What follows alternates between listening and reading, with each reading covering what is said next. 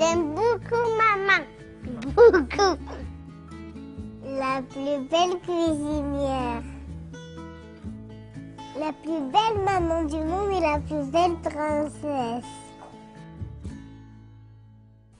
J'aime beaucoup jouer avec toi, j'aime beaucoup passer du temps avec toi.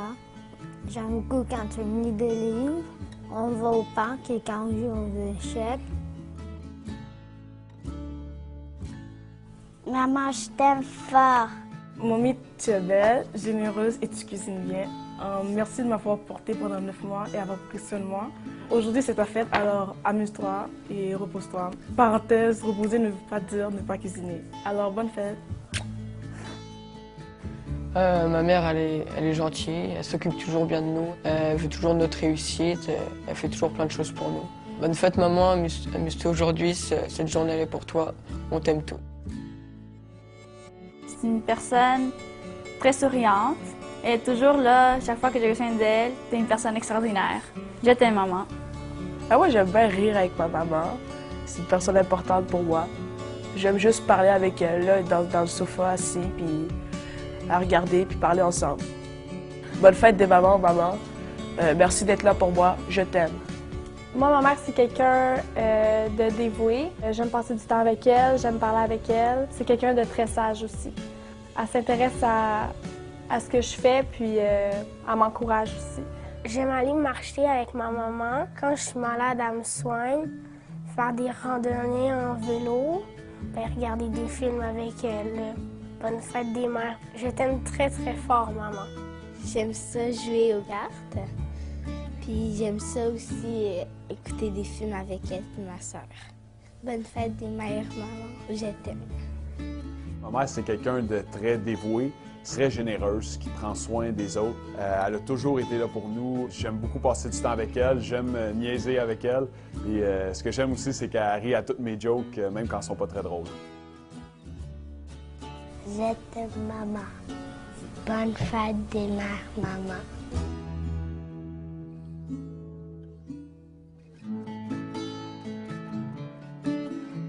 J'avais encore jamais entendu cette expression canadienne. Bienvenue à toutes et à tous dans la maison du Seigneur. Bienvenue à vous, tous qui nous rejoignez sur Internet ce matin. Nous voulons commencer ce service, ce culte, ce matin, avec un passage dans l'Épître aux Philippiens qui dit ceci.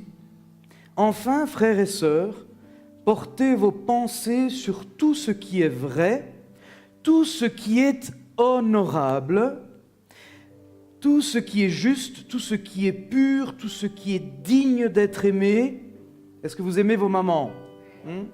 Tout ce qui est digne d'être aimé, tout ce qui mérite l'approbation, ce qui est synonyme de qualité morale et ce qui est digne de louange. Et c'est pour ça que nous voulons célébrer le Seigneur, parce que le Seigneur nous donne cet amour. Il a placé cet amour dans notre cœur et nous voulons lui offrir ce culte ce matin. Et c'est ce qui nous porte à nous aimer les uns les autres. C'est le Seigneur qui dépose cet amour divin afin que nous puissions nous le montrer aussi les uns avec les autres. On va se lever ensemble et demander au Seigneur de bénir cette réunion de ce dimanche 14 mai. Seigneur, nous voulons te louer, te remercier pour cette grâce immense de te connaître. Toi, le seul et vrai Dieu, créateur du ciel et de la terre. Tu es tellement grand, Seigneur, tu es tellement infini. Et pourtant, Seigneur, ce matin encore, tu te fais encore petit, tu te fais homme pour nous parler, pour nous comprendre, pour te révéler encore dans notre vie. Seigneur, nous voulons te demander de bénir ce culte du début à la fin. Seigneur, de bénir chaque personne qui est venue ce matin dans ce lieu, mais aussi celles et ceux qui nous rejoignent sur Internet et qui s'attendent de toi. Seigneur, nous nous attendons à ce que ton Saint-Esprit bénisse, parle, transforme, convainc de péché, afin que tout le monde puisse ne pas se priver de ta grâce. Au nom de Jésus, Amen. Bon culte à tous. Alléluia. Nous voulons offrir au Seigneur la reconnaissance de tout notre cœur.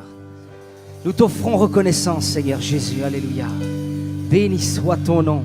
Entrons dans la présence du Seigneur. Alléluia.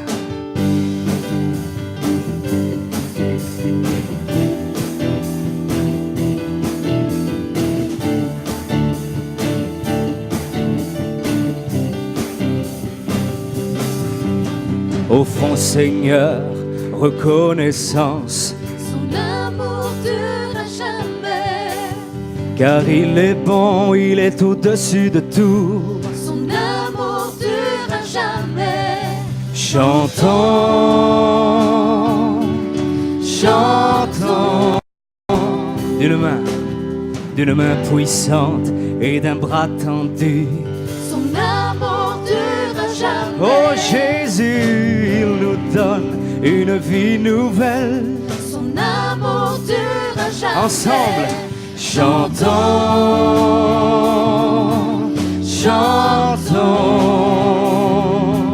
chantons, chantons, chantons. À jamais Dieu est le fidèle, à jamais Dieu est grand, à jamais Dieu est avec nous, à jamais, à jamais, à jamais.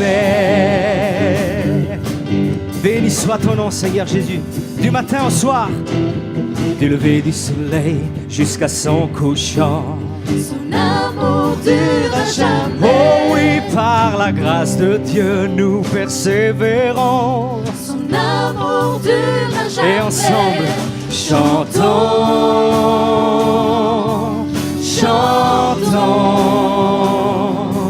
chantons, chantons, chantons. À jamais Dieu est fidèle, à jamais Dieu est grand, à jamais Dieu est avec nous, à jamais, à jamais, oh, à jamais Dieu est fidèle, à jamais Dieu est grand, à jamais Dieu est avec nous, à jamais, à jamais, à jamais. Si vous le croyez, alors dites Alléluia. Béni soit ton nom, Seigneur. Alors, on va faire ce chant ensemble, ok? Je veux vraiment que tout le monde chante dans la présence du Seigneur. À jamais Dieu est fidèle, à jamais il est grand. Ok? Je pourrais avoir le couplet s'il vous plaît. Béni soit ton nom, Seigneur Jésus. Alléluia. Offrons Seigneur reconnaissance. Son amour Je ne vous entends pas. jamais. Oh, car il est bon, il est au-dessus de tout. À vous. Son amour dure à jamais. Chantons,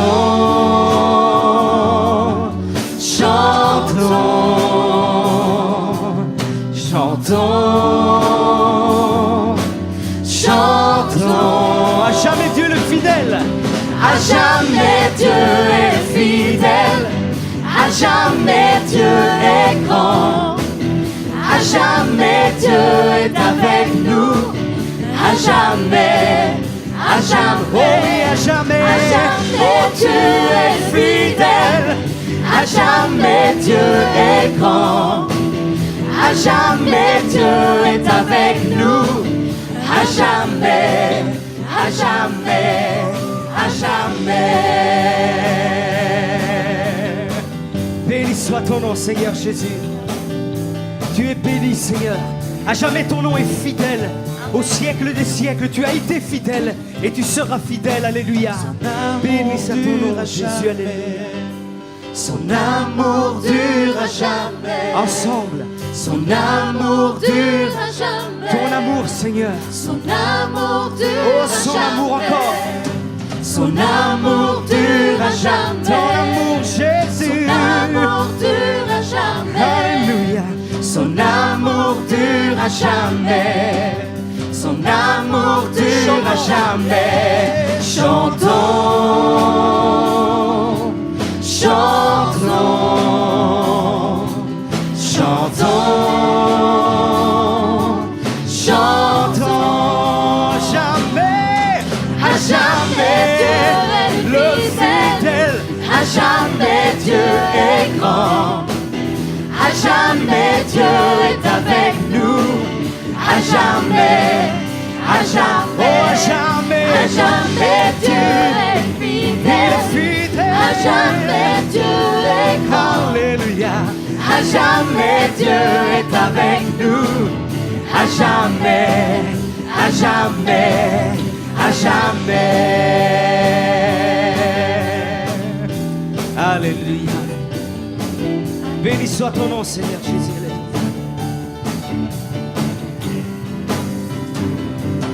Béni soit ton nom, Seigneur. À jamais tu es fidèle. Offrons au Seigneur reconnaissance. Alléluia. Sentons la présence de Dieu dans ce lieu, dans nos cœurs. Alléluia, ce matin.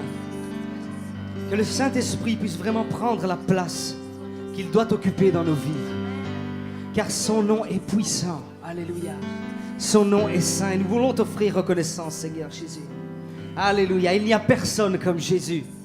Nous allons nous réjouir dans la présence de Dieu. Nous allons vraiment comme soulever nos cœurs ce matin. Nous sommes dans la joie de l'Éternel. Alléluia. Est-ce que vous le croyez? Je ne vous entends pas. Est-ce que vous le croyez? Alléluia.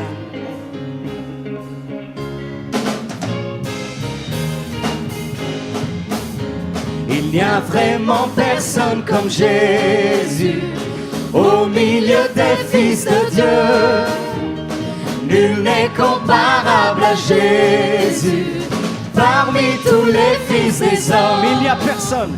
Il n'y a vraiment personne comme Jésus au milieu des fils de Dieu.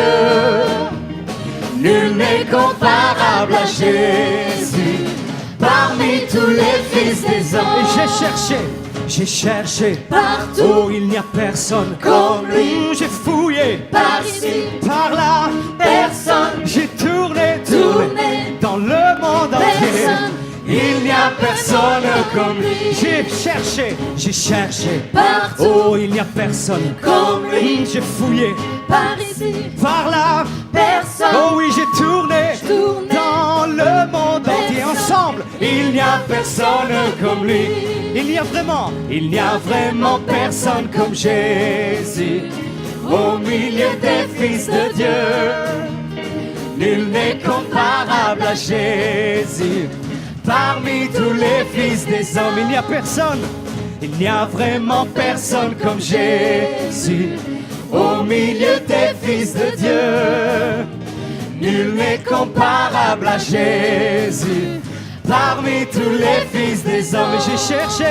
J'ai cherché partout. Il n'y a personne comme lui. Oh, j'ai fouillé par ici, et par là, personne. J'ai tourné oui, dans le monde entier. Il n'y a personne comme lui. Une dernière fois, j'ai cherché partout. Non, il n'y a personne comme lui. Oui, j'ai fouillé par ici, et même par là, personne. Oh, j'ai tourné dans le monde entier. Il n'y a personne comme lui. Il est le Fils du Dieu vivant, venu du ciel sur la terre, enfant de Dieu devenu chair, pour éclairer le monde. Rejeté, crucifié, il est ressuscité. Son nom est Jésus, le roi des rois. Ensemble, il est le Fils du Dieu vivant, venu du ciel sur la terre, enfant de Dieu devenu chair, pour éclairer le monde. Rejeté, crucifié, il est ressuscité. Son nom est Jésus, le roi des rois. Alléluia. Il n'y a vraiment personne comme Jésus. Tu es béni, Seigneur. Et nous allons le chanter ensemble, en le croyant de tout notre cœur. Il n'y a personne comme Jésus. Il n'y a personne comme Jésus. Oh non, il n'y a personne. Il n'y a personne comme Jésus. Ensemble une dernière fois, il n'y a personne. Il n'y a personne comme Jésus. Oh, il n'y a vraiment personne. Il n'y a vraiment personne comme Jésus au milieu des fils de Dieu. Alléluia. Nul n'est comparable à Jésus parmi tous les fils des hommes. Il n'y a vraiment personne comme Jésus au milieu des fils de Dieu. Nul n'est comparable à Jésus parmi tous les fils des hommes. Mais j'ai cherché, oh il n'y a personne. Oui, j'ai fouillé, et même par là, j'ai tourné dans le monde entier. Il n'y a personne comme lui. Oui, j'ai cherché, et non, il n'y a personne. Oui, même j'ai fouillé, et aussi par là, et j'ai tourné, oui, dans le monde entier. Il n'y a personne, oh, il n'y a personne. Jésus, il n'y a personne. Encore, il n'y a personne. Une fois, il n'y a personne comme lui. Acclamons le Seigneur de tout notre cœur, alléluia. Béni soit ton nom, Jésus. Il n'y a personne comme Jésus, alléluia. Alléluia. J'ai cherché, et il n'y a personne comme lui. J'ai fouillé par là, j'ai tourné dans le monde entier. Il n'y a personne comme lui. J'ai cherché, et oui, il n'y a personne. J'ai tourné par ici, par là. J'ai tourné dans le monde entier. Il n'y a personne comme lui. Et j'ai cherché ensemble, j'ai cherché partout. Oh, il n'y a personne comme lui. Oui, j'ai fouillé, et même par là, personne. Oh, j'ai tourné, oui, dans le monde entier. Il n'y a personne, il n'y a personne. Jésus, il n'y a personne. Non, non, il n'y a personne encore. Il n'y a personne comme lui. Béni soit ton nom, Seigneur. Louange à toi. Sois élevé, sois exalté. Alléluia. Est-ce que nous sommes dans la joie du Seigneur? Ne sommes-nous pas dans la joie du Seigneur? Il n'y a personne comme lui. Croyez-moi, il n'y a personne comme Jésus. Alléluia. Béni soit ton nom, Seigneur Dieu. Sois béni, Jésus. Alléluia. Béni Dieu, mon âme, dit ce prochain chant que nous allons chanter. Glorifie son nom.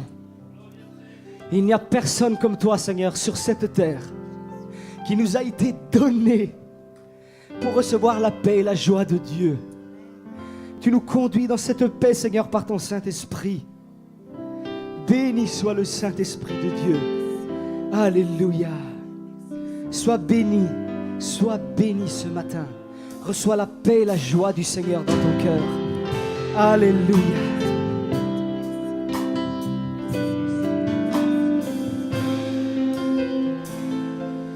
Bénis Dieu, ô mon âme,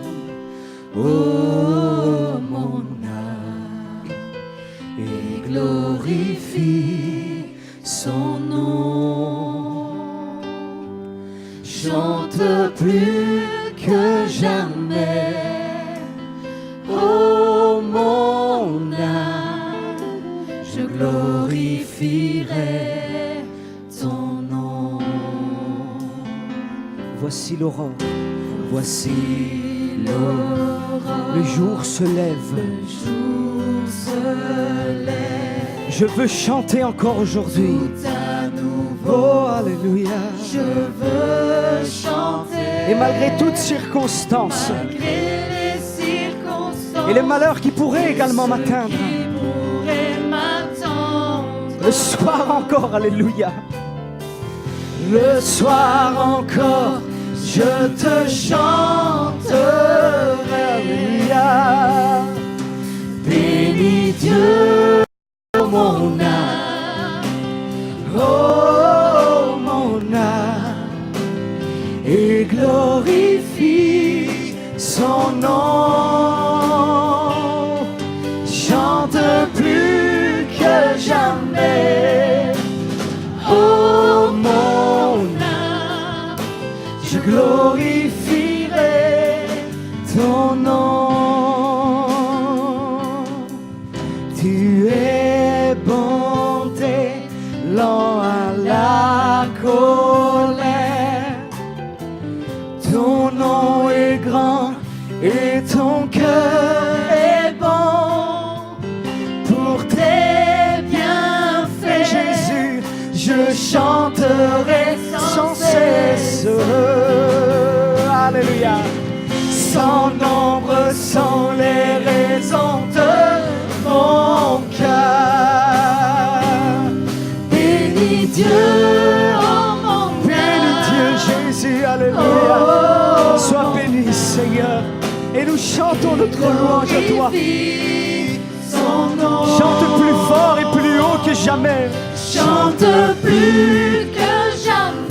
Mon âme, Oh mon âme, je glorifierai ton nom.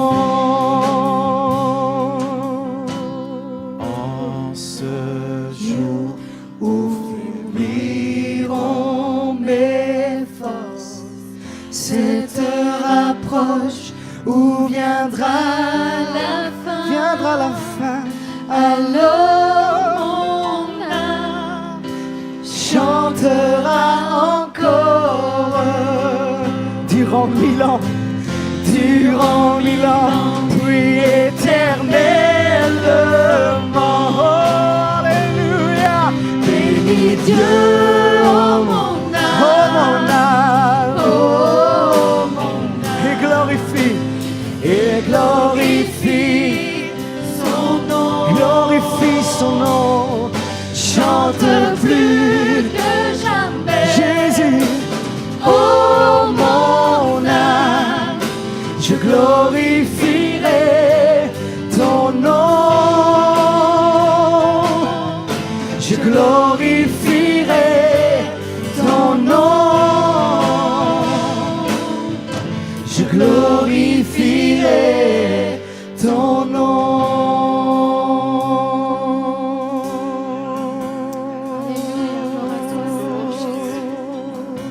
Alléluia. Alléluia. Tu es béni, Seigneur Jésus. Alléluia. Nous te bénissons, Seigneur. Nous sommes dans la présence du Seigneur. Nous sommes vraiment dans la présence du Seigneur. Béni soit ton nom, Jésus. Alléluia. Gloire à Dieu. loue son nom, Loue son nom. son nombre sont les raisons de mon cœur. Loue son nom, durant 1000 ans, puis éternellement. Loue son nom. Loue son nom, son nombre sont les raisons de mon Les cœur. raisons de mon cœur. Loue, oh loue. Son nom, Oui, loue son nom. durant 1000 ans, puis éternellement. Et bénis Dieu. Bénis Dieu. Oh mon âme. Alléluia. Et glorifie Son nom, glorifie son nom. chante plus que jamais. Oh mon âme, Je glorifierai ton nom. Je glorifierai ton nom. Alléluia. Je glorifierai ton nom. Béni soit ton nom, Seigneur Jésus. Qu'il est bon dans ta présence, dans ta maison, Seigneur, de venir prosterner notre cœur, alléluia, et de louer le saint nom de Jésus, l'éternel nom de Dieu, alléluia. Loue son nom, Église. Loue son nom, alléluia. Les raisons de ton cœur sont innombrables pour louer le nom du Seigneur Jésus, alléluia. Béni soit ton nom, Jésus, alléluia.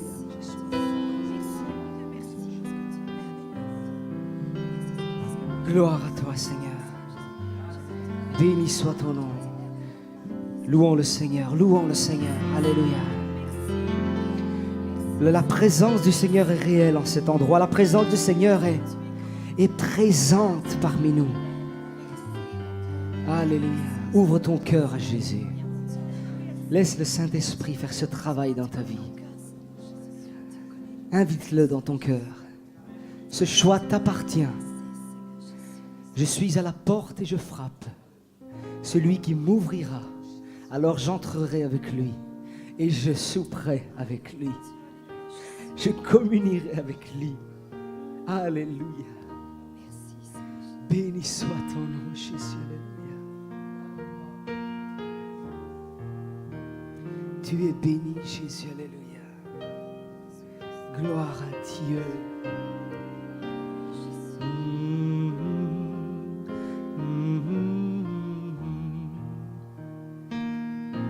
J'ai soif de ta présence, divin chef de ma foi, dans ma faiblesse immense, que ferais-je sans toi? Chaque jour à chaque heure, oh j'ai besoin de toi.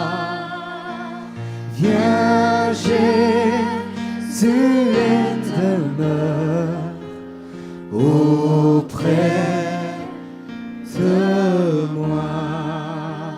Béni soit ton nom, Jésus. Des ennemis dans l'ombre, oui, rôdent autour de moi, accablés par leur nombre. Que ferais-je sans toi? Oh, chaque jour à chaque heure, Seigneur, oh j'ai besoin de toi. Viens Jésus et demeure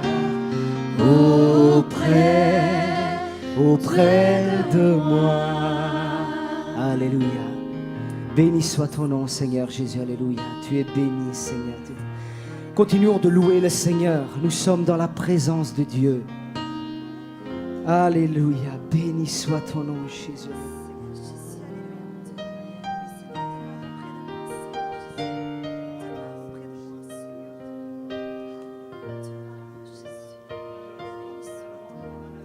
Seigneur, l'honneur, la gloire te reviennent, Seigneur Dieu, pour tous tes bienfaits, pour ta grâce. Quelle joie immense, Seigneur, nous sentons dans notre cœur de savoir que tu es avec nous à chaque instant. Merci, Jésus. Gloire à toi, Seigneur. Vous pouvez prendre place. Restez dans cette attitude reconnaissante. Et nous passerons maintenant simplement quelques moments pour remercier, pour intercéder pour tous les besoins. Je demanderai à Bernadette et Francesco de me rejoindre pendant que nous réfléchissons aux personnes pour lesquelles nous devons prier. Pensez un peu dans votre entourage, dans vos familles, voisinage, collègues de travail, vos enfants, les personnes qui ont besoin que le Seigneur touche leur vie et leur cœur. Amen. Nous n'oublions pas les personnes qui sont malades, qui ne sont pas ce matin avec nous. Nous voulons ne pas oublier de les remettre entre les mains du Seigneur pour tous les besoins de l'œuvre de Dieu. Aujourd'hui, nous aurons aussi la possibilité de soutenir le WOW ASBL, qui est une association qui va permettre d'aider aussi les personnes. Nous voulons prier pour le WOW afin que toutes ces actions puissent être menées à bien et que le Seigneur puisse toucher et soutenir. Amen. Je demanderai à Bernadette de me rejoindre. Et ceux et celles qui nous rejoignez sur Internet, vous pouvez vous mettre en communion avec nous et fermer les yeux dans votre maison, dans votre chambre, là où vous vous trouvez en cet instant. Eh bien, demandez-vous aussi au Seigneur qu'il vous touche, qu'il parle à votre cœur. Merci notre Dieu, notre Père, nous te remercions parce que avant que nous arrivions dans ton Église, tu étais déjà présent, Seigneur, à nous accueillir. Merci pour les bontés de chaque jour que tu nous offres. Merci pour ta présence ici. Merci de bénir, Seigneur, tous les ministères qui sont engagés, Seigneur, dans cette Église. Que tu puisses bénir toute personne, Seigneur, qui a à cœur, Seigneur, de travailler. Merci parce que tu bénis aussi les personnes qui sont dans le deuil. Tous ceux, Seigneur Jésus, qui ont besoin d'un réconfort. Merci, notre Dieu, parce que tu es vraiment bon, Seigneur, avec nous. Tu nous soutiens, Seigneur, tu nous gardes dans ta main. Père, encore merci de bénir tous ceux, Seigneur, qui nous entendent par le biais d'Internet, Seigneur Jésus. Que tu puisses leur accorder ta bénédiction au nom de Jésus. Amen. Amen.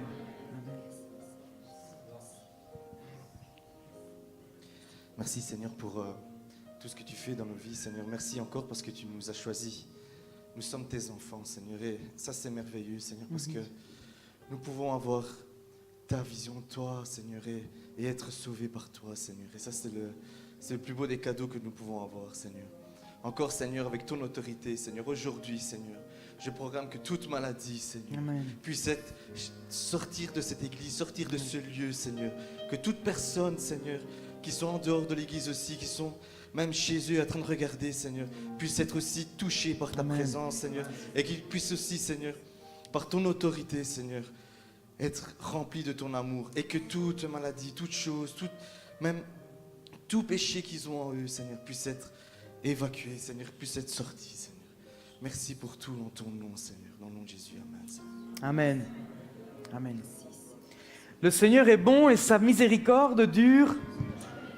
Et oui, ça peut sembler répétitif, mais c'est pourtant une succession interminable dans un des psaumes qui est très connu et qui dit constamment « Loué soit l'Éternel, car ses bontés ne sont jamais épuisées. » Et nous voulons être reconnaissants au Seigneur pour la possibilité ce matin encore de pouvoir aussi mettre la main au portefeuille et contribuer avec l'offrande que nous ferons maintenant avec Salvatore et Samuel qui passeront devant. Nous voulons le faire avec joie.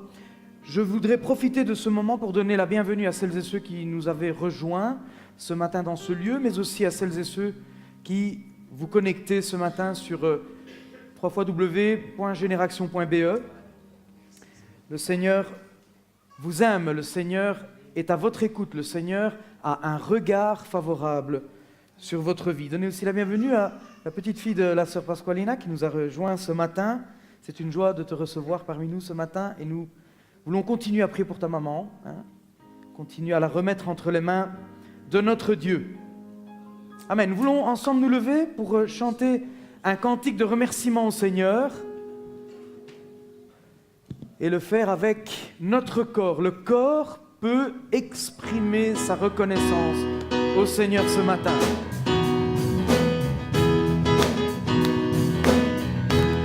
Alléluia. Bénis l'Éternel, mon âme. Bénis l'Éternel, mon âme. Sois émerveillé, sa fidélité ne dépendra pas des circonstances. Bénis l'Éternel, oh mon âme. Bénis l'Éternel.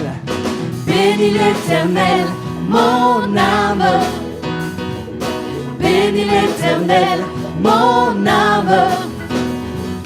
Écoute sa voix, il dit que ta foi dépassera toutes les montagnes. Bénis l'Éternel, oh mon âme. Quand tout s'effondre, sombre, je sais que tu es là et que m'importe si les portes se ferment sur mes pas. Je suis en marche sur l'arche de ton amour pour moi. Jésus, tu es roi et j'avance à ta suite.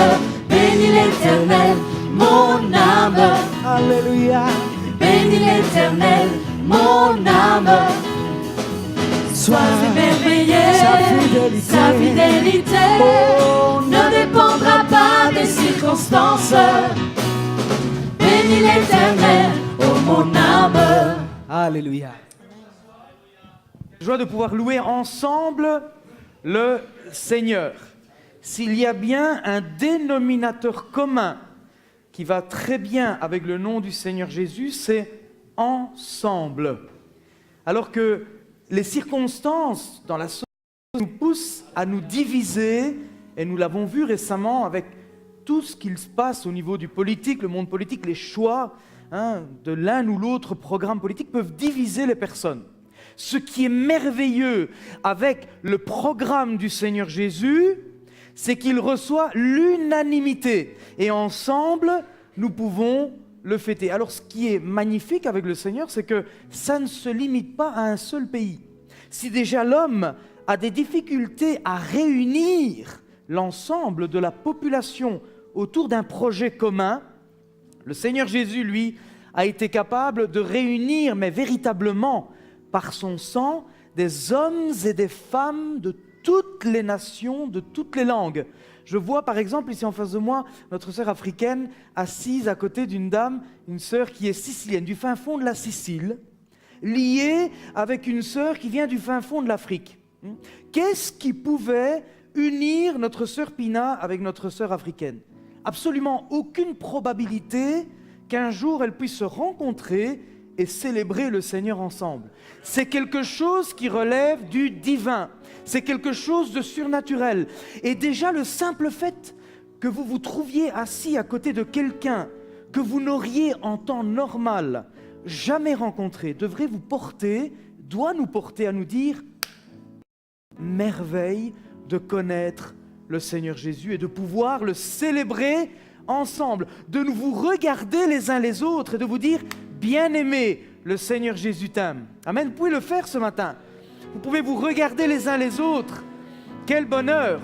Vous pouvez vous le dire dans votre langue, en français, en italien, en africain.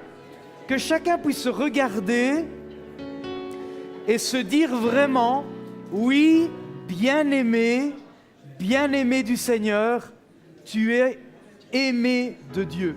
Et vous qui nous regardez sur Internet, vous qui peut-être ce matin, vous dites « je n'ose pas franchir le pas, je n'ose pas sortir de chez moi, j'éprouve des difficultés, de la gêne à sortir de derrière mon PC et de me rendre à l'avenue Max Buzet ». Sache que même si tu n'es pas venu ce matin nous rejoindre dans ce temple, sache que le Seigneur t'aime dans ta solitude, dans les circonstances que tu as rencontrées dans ta vie.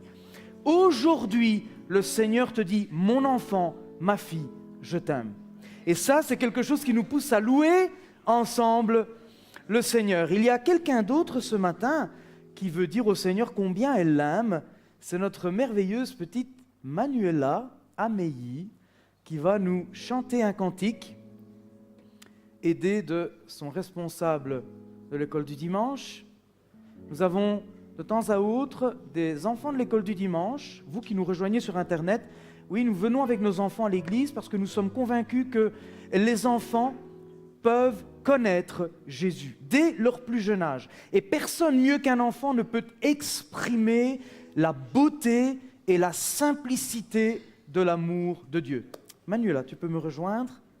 Bienvenue à Manuela, on peut l'applaudir ce matin.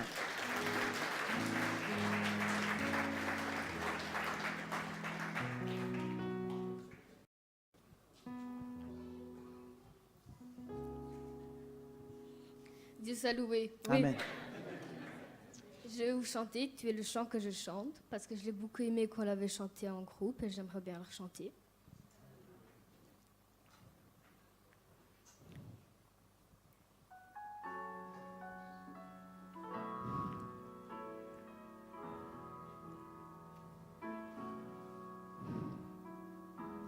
Seigneur, tu es la force, l'amour qui brûle en moi comme une flamme, le soutien de mon âme. Seigneur, tu es la joie qui brille sur mon visage, tu es ma gloire, tu es tout pour moi. Et quand je contemple la grandeur de ton amour, mon être entier veut t'adorer.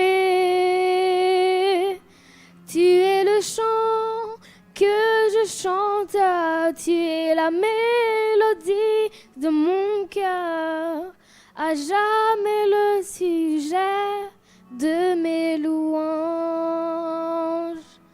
Tu es le chant que je chante, tu es la mélodie de mon cœur, à jamais le sujet de mes louanges. Seigneur, tu es la force, l'amour qui brûle en moi comme une flamme, le soutien de mon âme. Seigneur, tu es la joie qui brille sur mon visage, tu es ma gloire, tu es tout pour moi. Et quand je contemple la grandeur de ton amour, mon être entier veut t'adorer. Tu es le chant que je chante, tu es la mélodie de mon cœur, à jamais le sujet de mes louanges. Tu es le chant que je chante, tu es la mélodie de mon cœur, à jamais le sujet de mes louanges. Il est écrit, l'Éternel ne considère pas ce que l'homme considère. L'homme regarde à ce qui frappe aux yeux, mais l'Éternel regarde au cœur. Dieu soit loué. Oui.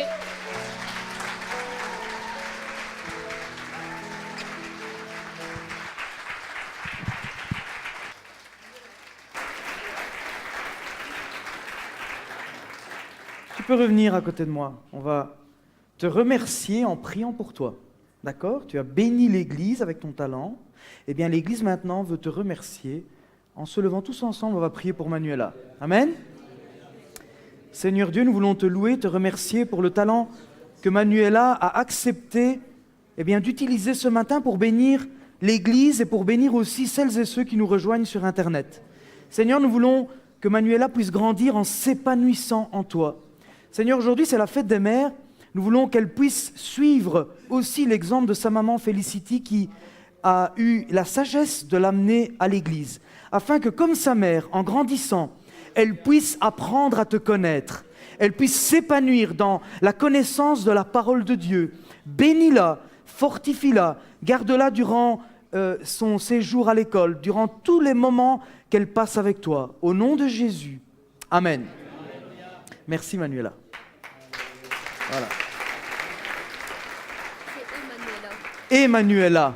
Voilà, vous pouvez vous asseoir. C'est Emmanuela. Ça veut dire qu'elle est pointilleuse. C'est bien, je retiens tout ça. Quelqu'un qui est pointilleux, qui regarde aux détails. Ce sont des bonnes qualités.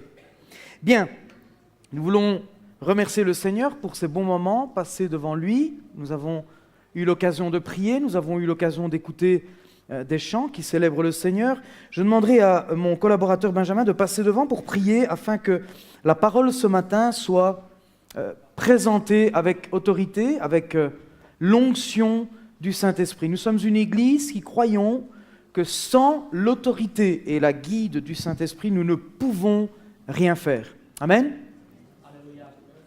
Vogliamo chinare capi, alleluia. Nous voulons courber nos têtes ce matin. Ti ringraziamo dal profondo del cuore, Signore. Seigneur, nous te remercions du plus profond de notre cœur. Abbiamo lodato il tuo nome con i cantici, Signore. Nous avons loué ton nom avec les Abbiamo chants. adorato, Signore. Nous t'avons adoré. Abbiamo innalzato le preghiere, Nous avons Signore. élevé des prières. Ora è giunta l'ora che tu dovrai parlare e cibare i nostri cuori, Signore. Le temps est venu où tu vas parler et nourrir nos cœurs. Perché possiamo aprire i nostri cuori, Signore, Et que nous puissions ouvrir nos cœurs per ascoltare la tua parola, Signore. afin d'écouter ta parole. Vogliamo pregare per il tuo servitore, Nous Signore. voulons prier pour ton Affinché tu serviteur. lo ungi con la potenza dello Spirito Que tu Santo, puisses le Signore. oindre avec la puissance de Che l'Esprit la tua Saint. parola attraverso la sua Et que ta parole à travers la sienne possa benedire i nostri cuori, peut Signore. bénir nos cœurs. Parla, Signore. Père, parle Affinché noi ti possiamo ascoltare. et que nous puissions t'écouter. Nel nome di Gesù. Au nom de Jésus, Benedetto in eterno. béni éternellement.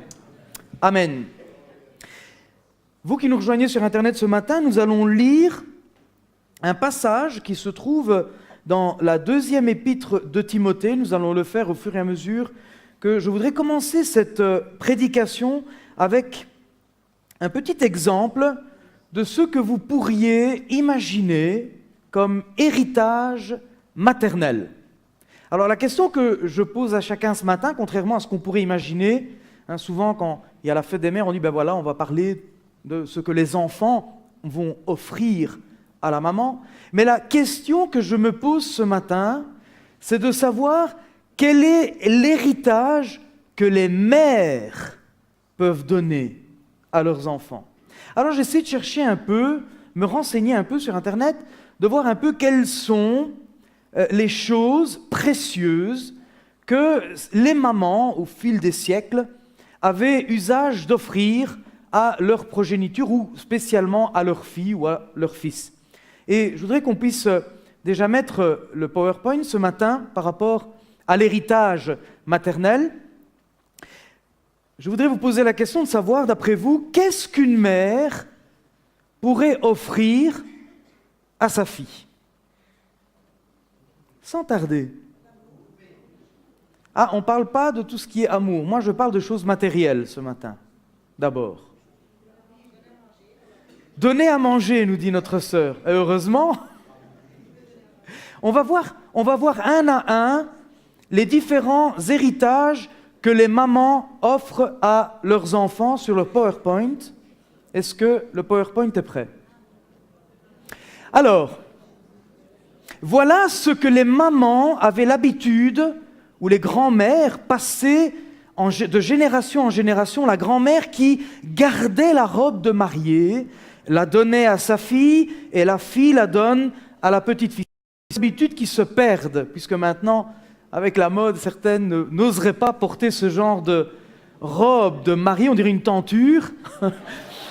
Mais enfin, ça c'est chacun ses goûts, il y en a qui aiment. Voilà ce qu'une maman pouvait offrir de plus précieux, de plus significatif à sa fille. C'est le symbole de l'amour qui unissait le grand-père à la grand-mère, et forcément remettre cette robe de mariée, eh bien, ça donne un sentiment d'appartenance à cette famille, et on veut quelque part un peu transmettre à la génération ce même lien, cette même affection maternelle. Autre chose que des mamans offrent, et les grands-mères offraient à leurs filles, dans le temps, souvent, il y avait dans chaque foyer, les mamans avaient un bijou, c'est la dame de Camay, pour celles et ceux qui connaissent, c'est typique, c'est un bijou de grande valeur sentimentale, qui est quand même assez cher. Maintenant, c'est un peu plus démocratisé au niveau des prix. Notre sœur Pasqualine aime bien ce genre de choses. Ah oui. Alors, il y a d'autres choses que l'on peut offrir, que les mamans offraient, c'était plus spécifiquement des bijoux. Des bagues, une bague de grande valeur qui sont transmises de génération en génération. Il y a aussi cette belle broche à côté. Alors il y en a qui aiment, bon voilà, c'est chacun ses goûts, mais ce sont des bijoux qui sont transmis de génération en génération. Et les femmes, moi je ne suis pas une femme, mais j'essaie de m'imaginer un peu la valeur sentimentale que cela peut signifier, et souvent même certains hommes fiancés, quand ils demandaient en mariage une jeune femme, eh bien ils transmettaient l'anneau ou la bague ou la broche qui leur avait été donnée par la maman, et donc pour porter le nom, il dit voilà, tu as l'honneur maintenant de porter la bague de ma mère, de ma grand-mère. Qu'est-ce qu'on peut encore offrir dans l'héritage maternel? Alors là, la tradition sicilienne, c'est immanquable, la biancheria. Alors en français, c'est la petite lingerie, en sicilien, urracamato, la broderie, la dentelle, la dot. En français, c'est la dot, pour les vieilles familles qui savent. Eh bien, les mamans conservaient, accumulaient, achetaient. Moi, je me rappelle quand ma mère allait en Sicile dans les années 80, on n'était pas plus haut que 3 pommes, et elle achetait déjà la biancheria, dans l'idée qu'un jour, ma sœur allait se marier, moi j'allais me marier, et comme ça, on se transmet. Esther, elle est d'accord. Et je pense aussi, ma belle-mère, je me rappelle quand on s'est marié avec Angela, elle est arrivée avec la biancheria à la maison, je me suis dit, où est-ce qu'on va mettre tout ça? mais il ne faut pas contester parce que c'est précieux. Enfin, ce sont des héritages qui ont une valeur et qui sont transmises de génération en génération. Je suis content de voir Pascaline avec sa petite fille ce matin, elles sont juste devant moi, comme ça j'ai l'exemple de la génération entre grand-mère et petite fille. Alors je ne sais pas si ta grand-mère t'a offert ça. Oui, ouh, et comment? Alors, il y a d'autres formes d'héritage. Il y a chez certaines familles, ceux qui étaient aisés, des familles bien aisées, la maman pouvait garder un meuble de valeur ou une grande armoire ou des secrétaires. C'est un vieux secrétaire qui a une grande valeur et qu'on pouvait aussi transmettre de parents à enfants. Ici, c'est peut-être même le père et la mère, mais enfin, c'est quelque chose qui pouvait aussi passer dans les familles. Et chacun devait garder ce meuble précieux et le transmettre dans les générations futures. Et puis, pour celles et ceux qui ont plus d'argent, eh bien, il y a la maison familiale. La grand-mère qui, en mourant, eh bien, donne en héritage ce qu'elle avait de plus précieux, c'est-à-dire la maison de campagne, la maison de villégiature. Alors ça, c'est pour ceux qui ont du fric, et ça, c'est pour ceux qui sont modestes, la classe ouvrière, c'est-à-dire l'héritage dont on veut se débarrasser, hein, pour ne pas payer le cadastre et pour ne pas devoir aller en Sicile pour savoir comment faire pour ne pas payer. Hein. Mais enfin, c'est un héritage et ça a une certaine valeur. Puis, il y a d'autres héritages. Ça, c'est l'héritage dont on sait qu'il y a une valeur affective au niveau de ce que l'on peut toucher avec les mains. Ça a une certaine importance. Et puis, il y a évidemment les mamans. Qu'est-ce qu'elles donnent en héritage à leurs enfants, à leurs filles? C'est les valeurs précieuses, ce qui fait ce qu'elles sont, en fait. L'héritage de valeurs, il y a plus que les biens matériels à donner en héritage. Il peut y avoir les valeurs et les traditions familiales. Il y a en mère et sa petite fille, entre une mère et sa fille, il y a des valeurs familiales et traditionnelles qui ne concernent que leur famille. Il y a des secrets, il y a des choses profondes qu'une grand-mère va communiquer, va transmettre à sa petite fille à un certain moment de leur vie.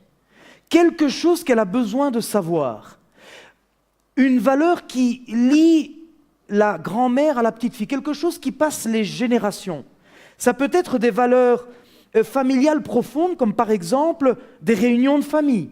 Il est important dans certaines familles de se retrouver, et c'est souvent les mamans qui organisent ça. Quand une maman vient à décéder, souvent cette tradition se perd.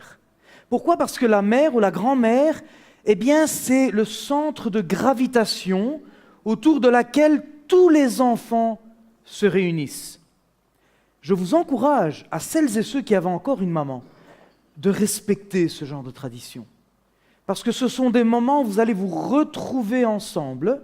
Ce sont des moments où les frères et sœurs vont se retrouver autour d'une table. Dieu sait combien je regrette et je pense au moment où je passais ce moment avec ma mère. Mais ce sont des choses qui arrivent. Il y a des moments où, eh bien, il y a des circonstances de la vie où on ne peut pas faire autrement. Mais vous qui avez encore vos mamans, profitez de ces moments. Il y a les repas communs, comme je l'ai dit, puis il y a ces valeurs civiques. Eh bien, par exemple, ces femmes qui transmettent à leurs filles une responsabilité sociale.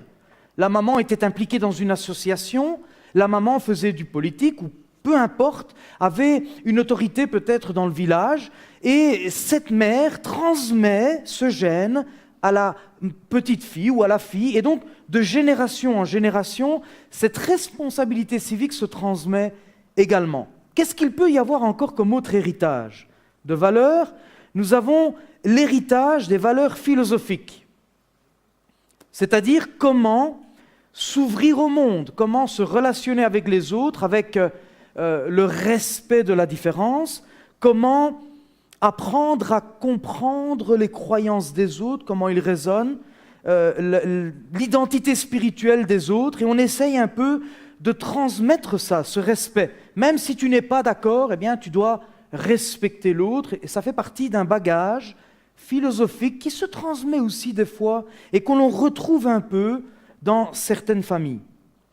Au-delà des valeurs philosophiques, nous avons aussi les valeurs religieuses, c'est-à-dire ces valeurs qui font les principes de la morale, les principes de l'éthique. Il y a des choses qui se font dans des familles et il y a des choses qui ne se font pas.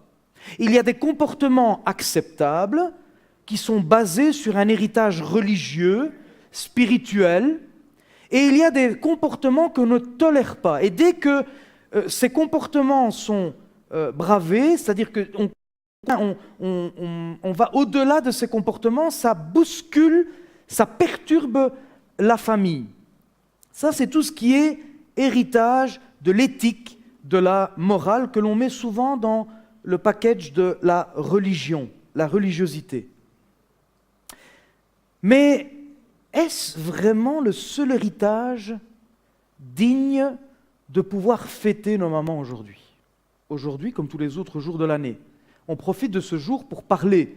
Moi, personnellement, la fête des mères, c'est pas que ça a plus d'importance que ça, mais je saisis cette occasion pour justement rebondir sur ce que nous dit la parole de Dieu aujourd'hui, ce que Dieu a à dire à l'église de la Louvière, ce que Dieu a à dire aux mamans qui forment l'église de la Louvière, ce que Dieu a à transmettre aux grands-mères qui font partie de cette église. La responsabilité que vous avez en tant que maman, en tant que grand-mère vis-à-vis de vos filles et vis-à-vis de vos petites filles ou de vos fils et de vos petits-fils.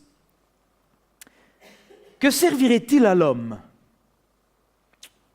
de gagner le monde entier? Que servirait-il à l'homme ou à la femme ou à la grand-mère ou à la maman de gagner le monde entier s'il perd son âme? Vous pouvez léguer à vos filles le plus beau bijou de la dame de Camay que vous voulez. Vous pouvez leur léguer le meilleur secrétaire. Vous pouvez leur léguer la plus belle maison de villégiature. Vous pouvez leur transmettre toutes ces valeurs dont on a parlé qui peuvent être bonnes. Certaines d'entre elles peuvent être bonnes. C'est nécessaire. Mais si vous ne leur transmettez pas ce que nous avons entendu tout à l'heure avec Emmanuela, si vous ne transmettez pas cet héritage, à quoi bon? Qu'est-ce qu'il va rester de concret, d'éternel dans leur vie? Que servirait-il à l'homme de gagner le monde entier s'il perd son âme? Ou que pourra donner un homme ou une femme ou une grand-mère ou une mère en échange de son âme? Quelle mère nos enfants vont-ils fêter durant toute leur vie? Qu'est-ce qu'en tant qu'enfants, nous pourrons honorer dans la mémoire de nos mamans? Réfléchissons un peu ce matin, nous qui sommes de la jeune génération, réfléchissons un peu à nos mamans. Nous avons eu la grâce pour beaucoup de personnes parmi nous, peut-être pas chez tout le monde. Et vous qui nous suivez sur Internet, je suis sûr qu'il y a sur Internet des hommes, des femmes, des jeunes filles qui pensent, qui réfléchissent aujourd'hui à ce que leur mère ou leur grand-mère leur a transmis. Quelle grâce nous avons eue d'avoir des mamans ou des grands-mères qui sont allées un peu plus loin que ce que nous pourrions imaginer comme héritage. Voici un passage qui m'est très cher. Je l'affectionne particulièrement parce que je peux m'y retrouver. Ma sœur Esther et mon frère Samuel se retrouvent également dans ce verset. La deuxième épître à Timothée, chapitre 1, verset 5, dit ceci. Et d'autres personnes ici peuvent s'identifier. C'est la meilleure fête des mères que vous puissiez fêter aujourd'hui. Je garde, dira l'apôtre Paul, au jeune Timothée, qui commence à se lancer dans le ministère. Je garde le souvenir de la foi sincère, cette foi qui se trouvait déjà chez ta grand-mère Loïs et ta mère Eunice. À présent, elle habite aussi en toi. J'en suis pleinement convaincu.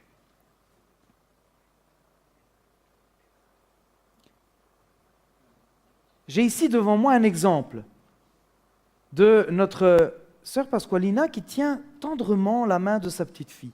C'est très très beau à voir. La question que je me pose ce matin, et j'adresse ce verset à notre bien-aimé ici, qui est ici aujourd'hui ce matin avec nous, eh bien je garde, et j'espère qu'un jour, quelqu'un pourra te dire, je garde le souvenir de cette foi sincère avec laquelle Dieu touche ton cœur, et qui se trouvait déjà chez la nonna Pasqualina. C'est ça le grand secret. Ce n'est pas le simple fait de venir à l'église qui va faire que. Ça va bien au-delà. Et d'autres personnes ici ce matin pourraient dire la même chose de leur grand-mère ou de leur grand-père. Moi, je peux le dire de ma grand-mère. Je me souviens très très bien ces moments où je la regardais dans cette petite pièce en Sicile. Je me mettais derrière la porte, je l'ai déjà souvent répété, mais j'ai besoin de le répéter. Parce que c'est quelque chose qui vient nourrir ma pensée. C'est quelque chose qui me rappelle l'importance de mettre Dieu à la première place au sein de ma famille. Quand je voyais ma grand-mère à genoux devant le lit, avec son petit voile sur la tête, avec sa Bible sur le lit, et qui constamment répétait les mêmes prières, « Seigneur, je te prie pour mes enfants, je te prie pour tous mes petits-enfants, sans en oublier un seul. » Voilà le précieux héritage que les mamans et les grands-mères doivent transmettre à leurs enfants. Des cadeaux, vous en aurez aujourd'hui, vous qui êtes mère et grand-mère. Il ne s'agit pas aujourd'hui de prêcher sur les cadeaux à offrir à la maman. Aujourd'hui, il s'agit de réfléchir tous ensemble. Et les papas, vous aurez votre compte le 14 juin. Il s'agirait de réfléchir plutôt sur ce que vous, maman et grand-mère, vous avez préparé pour vos filles et vos fils. Le rôle important que vous avez en tant que figure centrale. Je pense, et j'ai en tête, et je pourrais citer, mais je ne le ferai pas, je vois des visages dans ce lieu ce matin. Je vois des mères. Je vois des personnes qui sont vraiment une figure centrale dans leur famille. Et pourtant, je n'ai pas vécu avec eux, mais je les ai côtoyés depuis mon enfance. Je sais que dans certaines familles, s'il manque la mère, toute la famille peut exploser. Pourquoi ? Parce que cette mère, grand-mère, a un charisme, a une autorité spirituelle, a un exemple biblique dans sa vie, dans sa façon de se relationner avec son mari, de la façon dont elle traite son mari, la façon dont elle traite ses enfants. Et tout cela se transmet, tout cela a une influence dans la descente générationnelle. Ça se transmet. Même si les enfants ou les petits-enfants ne suivent pas toujours l'exemple, même si chacun prend son chemin, même si certains ne continuent pas encore, je mets entre parenthèses encore, parce que je crois pertinemment, comme le dit la parole de Dieu, crois au Seigneur Jésus et tu seras sauvé. Toi, sorella Pasqualina, tu seras sauvé, toi et toute ta famille. Et je peux le dire à toutes les autres qui se trouvent assises ce matin dans ce lieu. Je vous le dis à vous qui nous rejoignez sur Internet. Si vous avez cette figure dans votre famille, remerciez le Seigneur. Parce que c'est une grâce que d'avoir une référence. Quel bonheur d'avoir vécu au sein d'une famille où j'ai pu avoir ces référents, cette responsabilité spirituelle, cette conscientisation de qui nous sommes, de ce qu'est le monde, de comment nous devons nous relationner les uns avec les autres, de ce rapport intime que nous devons avoir avec Dieu. Dieu doit être à la première place dans la vie d'une maman. Il doit être à la première place dans la vie d'une grand-mère.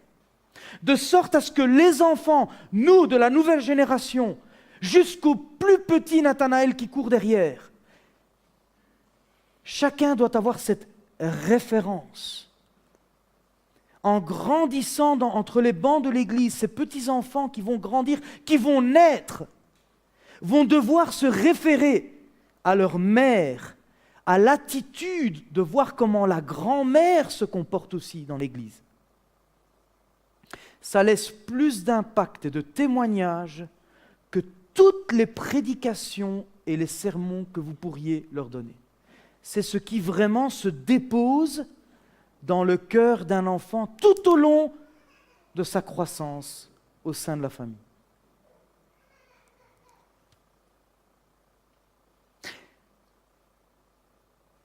Comment se fait-il que l'on retrouve cela dans certaines familles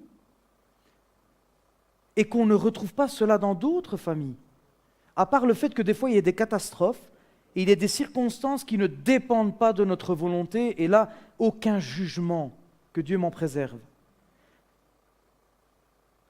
Mais il y a quand même une marge où entre en compte notre responsabilité. Il y a des circonstances qui nous dépassent, qui ne dépendent pas de nous, mais il y a tout au long de notre existence, et je pense que c'est la plus grande partie, une part de responsabilité personnelle. Timothée, un jeune homme en qui une mère avait investi le meilleur que l'on puisse espérer pour son fils. Paul connaissait Timothée. Il a appris à le connaître. Ce qui est révélateur dans ce passage de l'Écriture, c'est qu'il le connaît surtout, il n'a pas encore pu éprouver son ministère puisqu'il commence. Mais il a déjà un bon gage. Il a déjà quelque part une bonne garantie. Et tout ce gage, toute cette garantie repose sur l'exemple de Loïs et de Eunice. N'est-ce pas formidable? Paul a l'occasion de dire à Timothée, « Je garde le souvenir de ta foi sincère. » Mais cette foi sincère, elle a de sens que sur le fait qu'elle se trouvait déjà. Voyez l'importance de ce qui est transmis comme héritage maternel et un héritage de grand-mère. Cette foi qui se trouvait déjà chez ta grand-mère et ta mère, à présent, aujourd'hui, elle se trouve également en toi. Et Paul dit, j'en suis convaincu. Pourquoi? Parce que le témoignage de Eunice et de Loïs a été éprouvé au fil du temps. Il y a des mamans dans cette église, des grands-mères qui certainement ne sont pas parfaites, comme Loïs et comme Eunice. Ce n'étaient pas des femmes parfaites, c'était des femmes juives, pieuses. Elles devaient chacune avoir leur caractère, elles devaient chacune avoir leur tradition, leurs valeurs, tout le bagage philosophique, familial, les valeurs au niveau de leur responsabilité dans la société. Nous n'avons pas beaucoup d'informations, mais elles devaient être comme toutes les autres femmes. Mais la différence, c'est qu'elles craignaient toutes les deux le Seigneur. Timothée, une maman de valeur qui avait choisi de le former depuis son enfance à servir Dieu. Dans la tradition juive, on n'apportait pas au temple, en tout cas, on ne confiait pas encore l'éducation religieuse, spirituelle aux enfants avant qu'ils ne soient sevrés. Nous le lirons maintenant dans l'Ancien Testament avec l'exemple de Samuel. Et dans les habitudes et les coutumes de la tradition juive, il fallait plus ou moins attendre 3 ans, 2, 3 ans, voire même 4 ans avant que l'enfant ne soit introduit dans l'église et commence à venir au temple, dans les synagogues, pour que soit confiée l'éducation des textes sacrés. Vous avez fait le bon choix de porter vos enfants au temple. Vous avez fait le bon choix de continuer à venir avec vos enfants, même quand ils dépassent l'âge de 4-5 ans, et de les confier dans les classes de l'école du dimanche. C'est un très très bon gage. Un jour, vos enfants vous feront la plus belle fête des mères que vous puissiez imaginer. La plus belle fête des mères que les enfants peuvent offrir à leur maman et à leur grand-mère, c'est de servir le Seigneur. Qui est d'accord avec moi?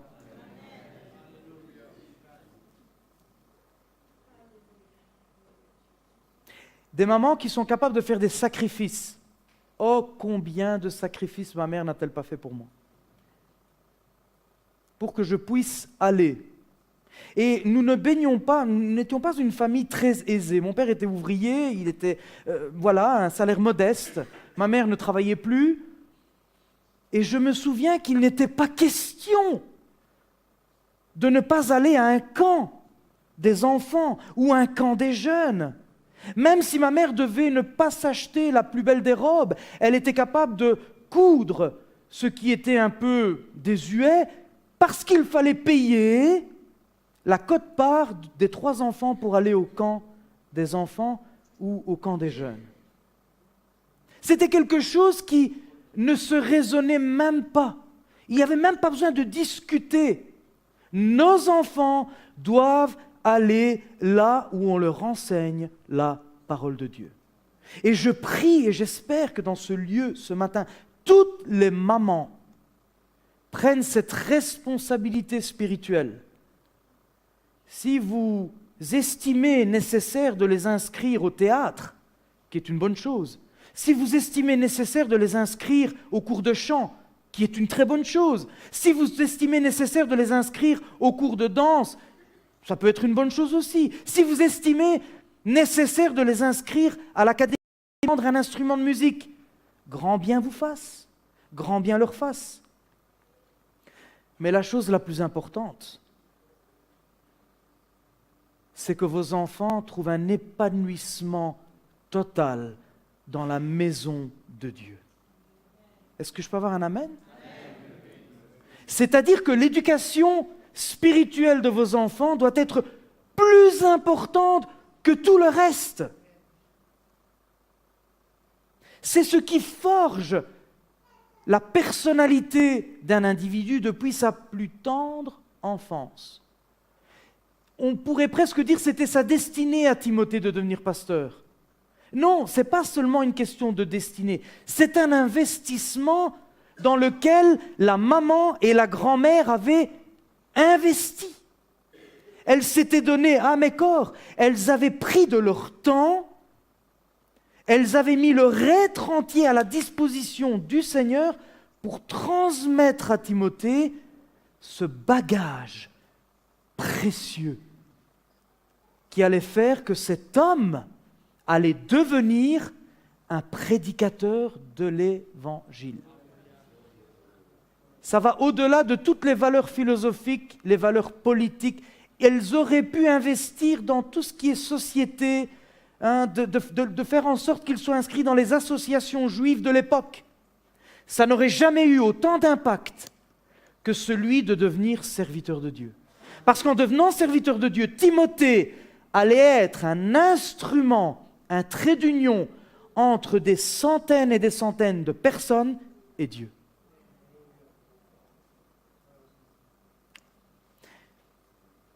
Non négligeable le rôle des grand-mères bienveillantes. La responsabilité première des mamans est importante, mais j'ai toujours dit qu'il est important que les enfants dans nos églises aient un référent au niveau des grand-mères.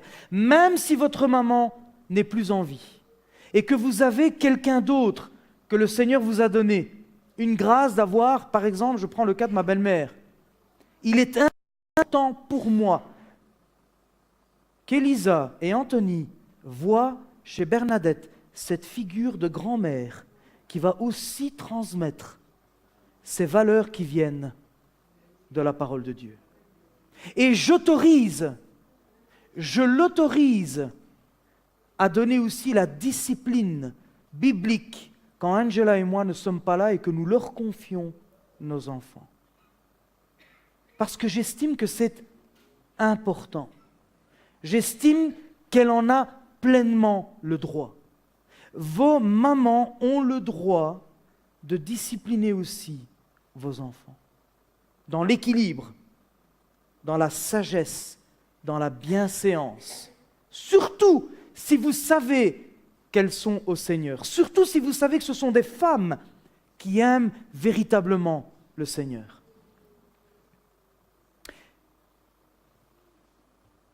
2 Timothée 3, versets 14 et 15 dit ceci, « Quant à toi, voilà Paul dit à Timothée, quant à toi, tiens ferme dans ce que tu as appris et reconnu comme certain, sachant de qui tu l'as appris. » Voyez ce qui est important? Alors certains pourront dire, certains commentateurs diront que, eh bien, que il parlait de lui-même, que Timothée avait toutes les raisons de dire de qui il a appris cet héritage. Ça peut aussi être l'enseignement de Paul. Mais Paul va plus loin, sachant de qui tu l'as appris, et il le dit juste après, depuis ton enfance. Tu connais les saintes écritures qui peuvent te rendre sage. En vue de quoi? En vue d'avoir une bonne situation professionnelle? En vue d'être bien vu dans la société? En vue de devenir le meilleur avocat de la région du centre? Ça peut être intéressant? Non. Ici, ce que nous dit la Bible, en vue du salut par la foi en Jésus-Christ. La finalité de l'éducation de vous, maman, c'est que votre enfant, votre fille, vos fils puissent un jour connaître personnellement la personne de Jésus-Christ. Un petit flashback historique et contextuel de l'éducation spirituelle de Timothée, on peut la comprendre si nous prenons tous ensemble le parallèle de Samuel. Dans le premier livre de Samuel, nous allons lire un passage qui est plus ou moins long, du verset 21 au verset 28, nous allons le lire ensemble, parce que là, vous allez vraiment voir si vous avez cette faculté intellectuelle et spirituelle d'entrer dans le récit. Moi, je m'exerce à ça. Quand je lis un passage de la Bible, au-delà des commentateurs, des théologiens, de tout ce que je peux lire pour comprendre le texte, j'essaie de rentrer dans l'époque, rentrer dans le texte et voir un peu, observer. Nous pouvons lire 1 Samuel chapitre 1, versets 21 à 28. Voici ce qui est écrit.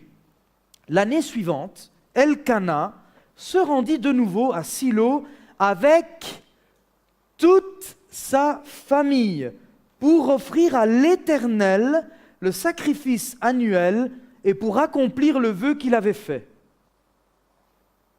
Là, j'ouvre une petite parenthèse pour les parents qui, des fois, peut-être ne le font pas exprès ou involontairement, mais c'est quand même important de souligner, Elkana se rendit de nouveau avec toute sa famille. Si un de vos enfants, le dimanche matin, « Papa, moi je n'ai pas envie », et que vous disiez, « C'est rien, repose-toi ». Par contre, pour les choses de l'école, pour les autres engagements dans le sport ou les autres associations dans lesquelles ils sont investis, là, s'il vous dit « je suis fatigué, je n'ai pas envie d'aller », là, vous lui mettez et vous lui dites « il faut te lever, il faut y aller parce qu'on a payé l'abonnement. » L'abonnement de l'Église a beaucoup plus de valeur.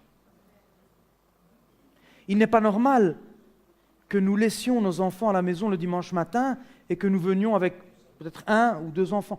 Toute la famille. Une église est composée de noyaux familiaux. Les responsables de l'école du dimanche ont préparé leurs leçons. Ce n'est pas pour que d'un dimanche à l'autre, elles se retrouvent avec « aujourd'hui j'en ai 3, la semaine passée j'en avais 10 ». On ne peut pas travailler efficacement si on n'a pas une constance, une continuité dans le groupe. Les enfants doivent assidûment fréquenter l'école du dimanche. Il peut y avoir des exceptions, évidemment, mais en temps normal, il devrait être tout à fait logique. Ça ne devrait même pas se discuter de voir que vous veniez ensemble dans la maison de l'Éternel comme Elkana. Elkana se rendit de nouveau à Silo avec toute sa famille pour offrir à l'Éternel le sacrifice annuel et pour accomplir le vœu qu'il avait fait. Quel est le vœu des papas ce matin pour leur famille? On va en parler plus en longueur au mois de juin. Quel est le vœu? Quel est le vif désir que vous avez pour votre femme et pour vos enfants? Quel est le souhait profond que les mamans ont à l'égard de leurs enfants? Mais Anne ne l'accompagna pas. Elle dit en effet à son mari, « J'attends que l'enfant soit sevré. » Je vous ai dit que la tradition juive de l'époque, dans les us et coutumes, le contexte de l'époque historique, nous dit que le sevrage d'un enfant équivalait plus ou moins à l'âge de 3-4 ans maximum. C'était même peut-être 2-3 ans. À partir du moment où l'enfant était sevré, on allait au temple avec tous les autres. Aujourd'hui, le sevrage m'a l'air de durer un peu plus longtemps. Il y a des enfants dans l'église qui sont sevrés à 18 ans même. Le problème, c'est qu'à 18 ans, on ne les voit plus à l'église après. Ben oui, c'est trop tard. C'est quand ils sont petits qu'il faut inculquer les valeurs de l'Évangile. Un enfant ne peut pas lire si vous ne lui avez pas appris à lire. Un enfant ne peut pas prier, un enfant de 18 ans ne peut pas savoir ce que veut dire parler avec le Seigneur si depuis son enfance, on ne lui a pas appris à la maison, mais aussi dans la communauté à prier ensemble. Quand la petite Emmanuela Amei chantait ici devant, il y avait derrière la responsable de l'école dimanche avec les monitrices et quelques enfants qui regardaient. C'est en regardant la petite Emmanuela que les autres petites filles ont appris quelque chose. Et se sont dit, si la petite Emmanuela a eu le courage de le faire, eh bien moi aussi, je vais y arriver. Mais il faut que maman ait l'habitude d'apporter toujours à l'église Emmanuela. Felicity Amei ne vient pas seule à l'église avec son mari, elle vient avec ses enfants. Vous comprenez ? L'importance de venir en tant que famille à l'église. Cela maintient une unité. Cela va transmettre à vos enfants l'importance de mettre Dieu à la première place. On continue la lecture. « J'attends que l'enfant soit sevré, dit Anne. Alors, je l'emmènerai à Silo pour le présenter à l'Éternel, et il restera là-bas une fois de temps en temps, à Noël, à Pâques et à la fête des mères. » Non. Le texte nous dit qu'elle précise pour le présenter à l'Éternel, et mon enfant restera là-bas pour toujours. Le contexte actuel est différent. Évidemment, ne m'amenez pas les enfants ici pour toujours, parce que moi j'ai une vie de famille, je travaille, et donc forcément, après quand le culte est terminé, je ferme la porte, je ne vais pas les laisser tout seuls ici. Le contexte est différent. À l'époque, le temple était aussi un lieu scolaire. C'était dans le temple où on apprenait à lire. L'église, la synagogue, le temple était un lieu où tout se faisait. Et jusqu'à il y a quelques années, quelques décennies, l'église, on dit toujours que l'église était au centre du village. Pourquoi ? Parce qu'autour de l'église, gravitait toute la vie communautaire, la vie sociale. C'est un peu dommage que l'église n'est plus au centre du village aujourd'hui. Je n'ai pas la responsabilité civique et sociétale que l'Église n'est plus au centre du village au niveau des autorités, mais moi j'ai l'autorité, j'ai la responsabilité en tant que pasteur que l'Église est au centre du village au niveau des membres de la Louvière. Il en va de ma responsabilité de vous dire, de vous encourager à venir avec vos enfants au culte. Son mari lui dit, « Fais comme tu le juges bon. » Il avait confiance en sa femme, Elkana. Il connaissait Anna. Moi, je connais mon épouse. Je sais que pour Angela, l'éducation spirituelle des enfants est très importante. Je lui fais confiance. Je sais que ma femme aura une bonne influence spirituelle sur mes enfants. Et donc, je pourrais moi aussi lui dire, fais comme tu le juges bon et attends de l'avoir sevré. Que la promesse de l'Éternel se réalise. Un couple qui parle l'un avec l'autre. Elkana était au courant que Anne avait fait une promesse à l'Éternel. Elkana était tout à fait d'accord. Qu'il n'y ait pas dans l'Église un père qui dise à sa femme, un mari qui dise à sa femme, dis, tu vas pas quand même emmener les enfants tous les dimanches à l'Église quand même. Qu'il y ait une symbiose, une harmonie.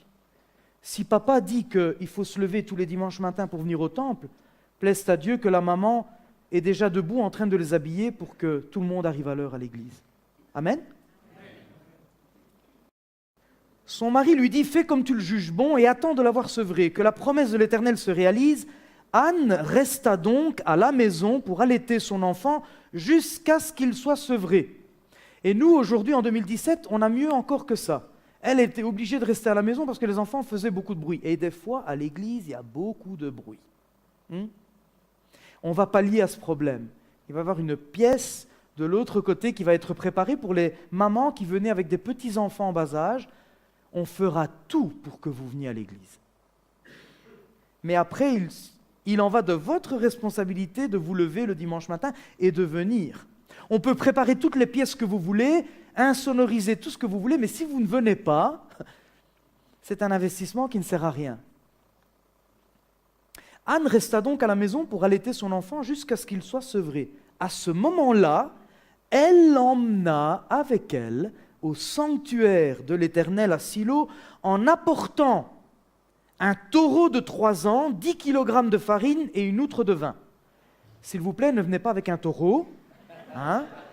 Alors là, on parle de tout l'exercice cultuel dans la loi juive, dans la Torah, tout ce qui a une symbolique par rapport à l'ancienne alliance. Nous sommes dans la nouvelle alliance.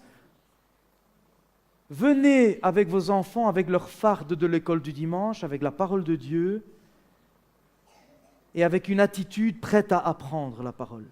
Et si possible, laissez à la maison les GSM et les tablettes. Ah, j'ai eu quelques amens. Ils ont tout le temps de jouer à la tablette durant la semaine.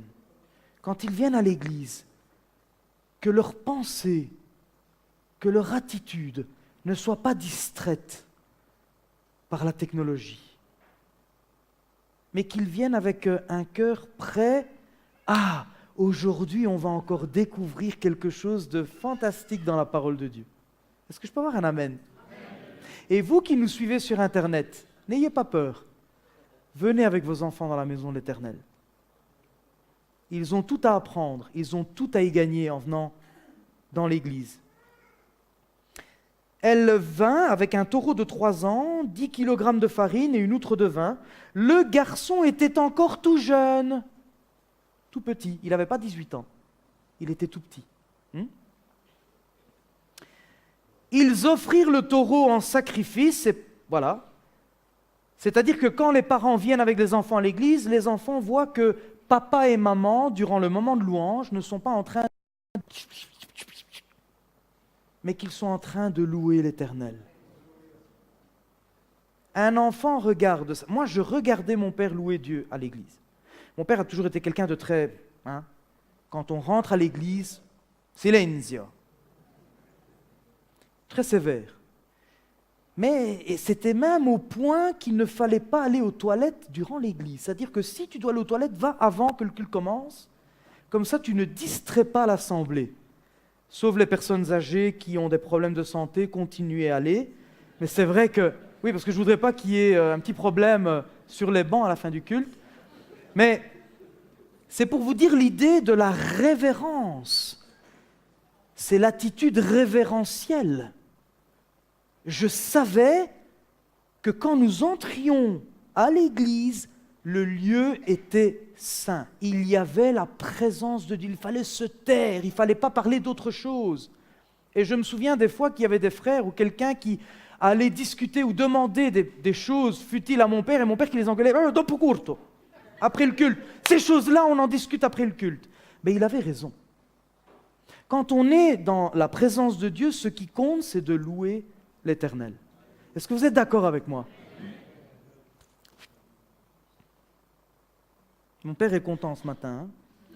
Ils offrirent le taureau en sacrifice et présentèrent l'enfant à Élie. C'est très symbolique. En venant à l'église avec vos enfants et quand vous les conduisez, chaque geste que vous faites avec vos enfants à l'église a son importance. Quand vous avez cette intelligence d'esprit de les prendre par la main et de les porter respectueusement dans la classe de l'école du dimanche, vous êtes en train de les présenter à Dieu.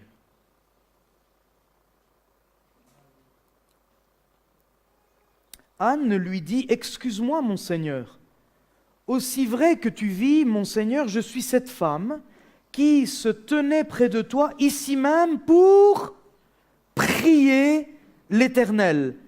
C'était pour obtenir cet enfant que je priais. Ce n'était pas pour elle-même. Et souvent, on fait des enfants un peu pour se faire plaisir soi-même. C'est normal, on a envie, évidemment, d'avoir un référent, de se retrouver un peu dans nos enfants. Mais regardez jusqu'où allait la dévotion de cette mère. C'est pour obtenir cet enfant que je priais. Et l'Éternel m'a accordé ce que je lui demandais à mon tour. Dieu a donné, maintenant c'est moi qui donne à l'Éternel. C'est pour obtenir cet enfant que je priais, et l'Éternel m'a accordé ce que je lui demandais à mon tour, à votre tour, chère maman qui est assise dans les bancs. Est-ce que vous allez être capable de dire comme Anne, à mon tour, je veux consacrer mon fils à l'Éternel. Pour toute sa vie, il lui sera consacré. C'est ce qu'il y avait de plus important dans la vie de Anne. Elle n'a eu qu'un seul, et le seul qu'elle a eu, elle a voulu le donner à l'Éternel. C'est quelque chose de formidable que d'avoir cette humilité, cette sagesse d'esprit de comprendre que quand nous confions nos enfants devant la présence de l'Éternel, nous leur donnons le meilleur héritage inimaginable.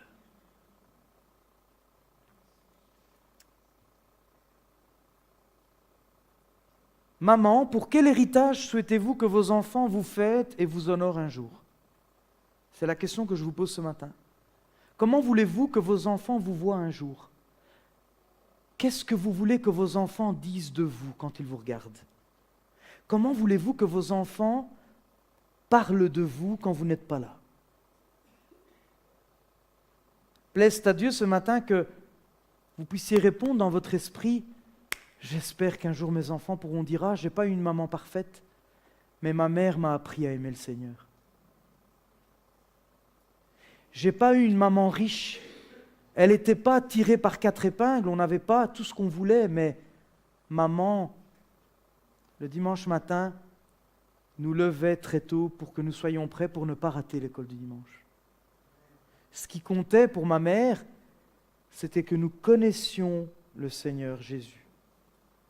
Je me souviens, et papa était dans la même ligne de pensée, au niveau des études, évidemment, il y avait une rigueur, il fallait étudier, il n'était pas question de regarder la télé, il fallait étudier. Et nous avons, Dieu merci, réussi par la grâce de Dieu, mais aussi par cette rigueur d'enseigner le sens des responsabilités. Il faut aussi se lever chaque matin, il faut aller à l'école, il faut aller se coucher tôt le soir pour que demain, après, on est en forme et qu'on puisse être attentif à l'école et devenir quelqu'un de bien. Avoir une responsabilité dans la société, c'est important. Mais je me souviens qu'au terme de notre parcours académique, mon frère, ma sœur et moi, nous avons pris des parcours différents. Tous les 3, nous avons étudié, mais ce qui importait à ma mère et mon père, ce n'était pas tant de devenir avocat, ou on aurait pu. Ils avaient la possibilité, ils auraient fait des sacrifices même pour nous payer l'université. Ils nous ont demandé, si tu veux faire, nous sommes là. Nous avons fait un graduat avec ma sœur. Samuel a réussi aussi dans le domaine qui lui convient le mieux. Ce n'était pas cette imposition de nous dire, tu dois devenir ce que je suis. Mon père ne m'a pas obligé parce que j'étais chauffagiste, je dois être chauffagiste. Non.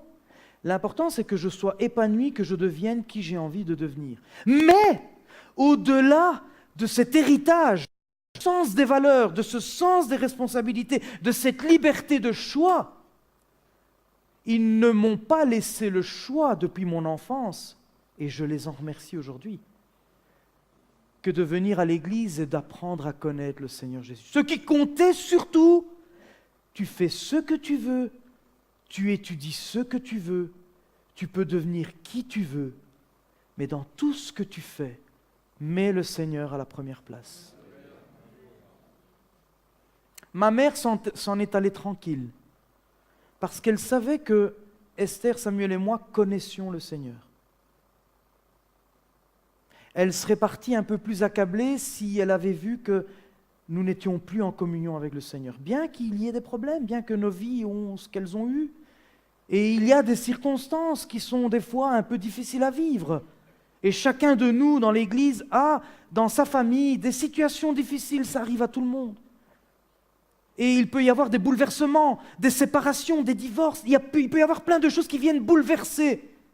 Je prie que le Seigneur, dans tous ces bouleversements, puisse quand même continuer à venir tenir votre main. Et que chacun de nous puissions dire, Seigneur, j'ai été bouleversé, les circonstances de la vie n'ont pas été faciles, j'ai fait des erreurs, je les assume, mais ce que je veux surtout, c'est ne pas lâcher ta main, Seigneur. Comme ma mère a pris ma main et l'a mis dans la main du Seigneur Jésus, je veux continuer à prendre la main d'Anthony et Elisa du mieux que je peux, jusqu'à ma responsabilité, prendre ces deux petites mains et symboliquement les mettre dans la main de l'Éternel Dieu. Est-ce que je peux avoir un amen ce matin? Est-ce que c'est ce que vous voulez le plus?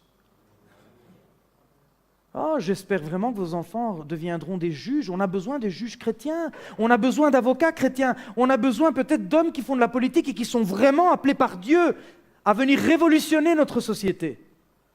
Mais ce qui m'importe le plus, c'est que vos enfants soient réellement épanouis en Jésus-Christ. On va se lever ensemble? Chère maman, quelle est votre prière ce matin? Chère grand-mère, quelles sont vos prières pour vos petits-enfants? Qu'est-ce qui est plus important?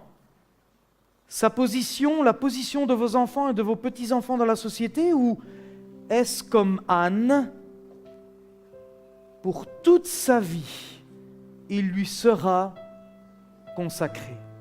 Amen.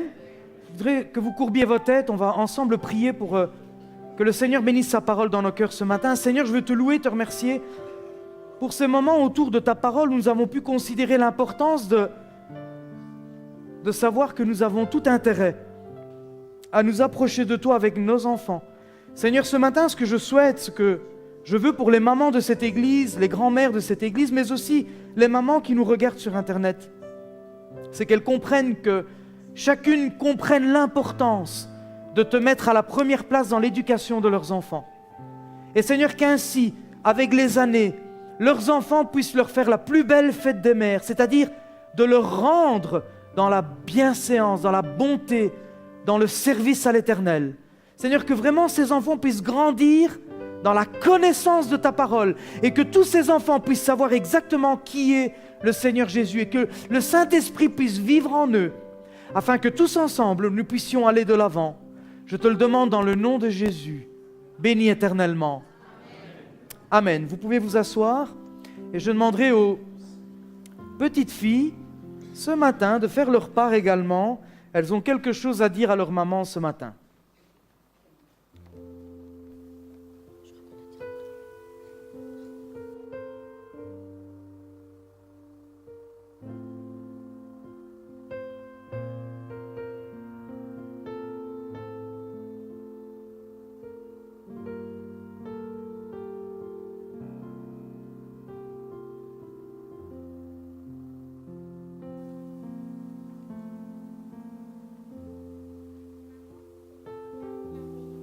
Sur les chemins de la vie, des mots d'encouragement.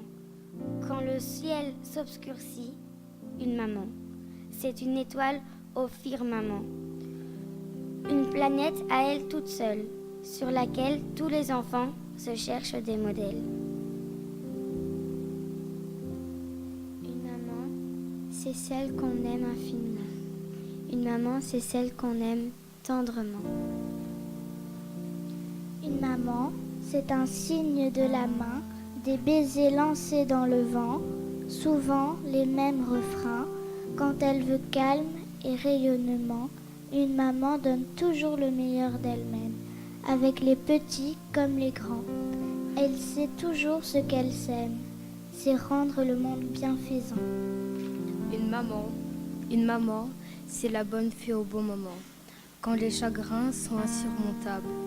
une bonne amie qui offre ses sentiments et un rang invulnérable. Une maman, c'est la complice des émotions, celle qui réinvente les printemps, qui accepte les pardons, qui aplanit les différences. Une maman, elle est belle, elle est unique aux yeux de ses enfants. Elle est grande et héroïque.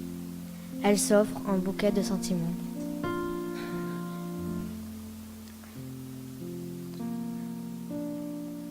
Une maman, c'est celle qu'on aime infiniment. Une maman, c'est celle qu'on aime tendrement. Bonne fête à toutes les mamans!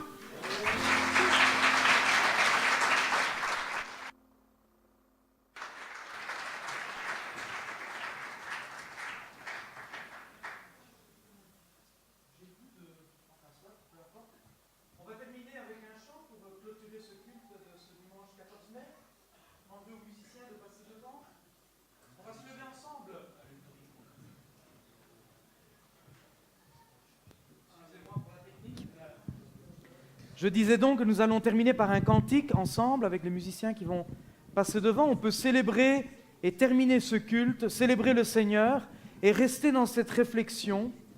Je l'ai dit, aujourd'hui j'ai parlé sur les mamans. Au mois de juin, on va parler sur les papas. Et là, les mamans, elles vont être contentes.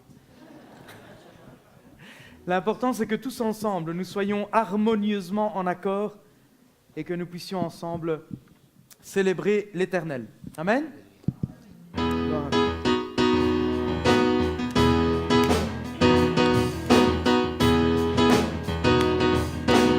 Bénis l'Éternel, alléluia. Et bénis l'Éternel, mon âme. Bénis l'Éternel, mon âme. Sois émerveillé, sa fidélité ne dépendra pas des circonstances. Bénis l'Éternel, ô mon âme. Bénis l'Éternel, bénis l'Éternel, mon âme. Bénis l'Éternel, mon âme. Écoute sa voix. Écoute sa voix, oh oui. Il dit que ta foi déplacera toutes les montagnes. Bénis l'Éternel, ô mon âme. Quand tout s'effondre, quand tout s'effondre, sombre, je sais que tu es là et que m'importe si les portes se ferment sur mes pas. Je suis en marche sous l'arche de ton amour pour moi, Jésus, tu es roi. Et j'avance à ta suite. Bénis l'Éternel, mon âme. Alléluia. Bénis l'Éternel, mon âme. Sois émerveillé, Jésus, sa fidélité, alléluia, ne dépendra pas des circonstances. Et confiance, bénis l'Éternel, ô mon âme. Alléluia. Amen. Vous pouvez tous vous prendre par la main. Nous terminons par la prière de bénédiction finale. Est-ce que nous sommes prêts pour nous tenir en communauté, en communion d'esprit et passer ce beau dimanche dans la présence de Dieu? Amen. Seigneur, nous voulons te remercier pour ton amour, ta grâce, ta bonté, parce que ce matin encore, tu nous as parlé. Ta parole est esprit et vie. Elle pénètre nos cœurs ce matin encore et nous voulons qu'elle trouve un écho, qu'elle descende au fin fond de notre âme, afin que nous puissions être touchés, sollicités, inspirés à mieux faire ta volonté ce matin. Seigneur, je te remercie, Seigneur, de la joie que tu me donnes de servir cette Église. Je te remercie, Seigneur, de pouvoir ce matin parler à mes amis sur Internet, à mes collègues, à toutes les connaissances qui voudront écouter ta parole. Seigneur, que toutes les mamans ce matin soient encouragées, confirmées dans ces promesses qu'elles ont prononcées devant toi pour leurs enfants. Donne-leur la force, la sagesse, la patience, les sacrifices de bien élever leurs enfants, afin que notre communauté ait en son sein des mères de référence. Nous te demandons, Seigneur, de nous accompagner à nos demeures, de rester avec chacun d'entre nous Bénis-nous tous ensemble, au nom de Jésus. Amen. Et maintenant que la grâce de notre Seigneur Jésus-Christ, l'amour de Dieu le Père et la communion du Saint-Esprit restent et demeurent avec chacun d'entre nous, maintenant et à jamais. Amen. Amen.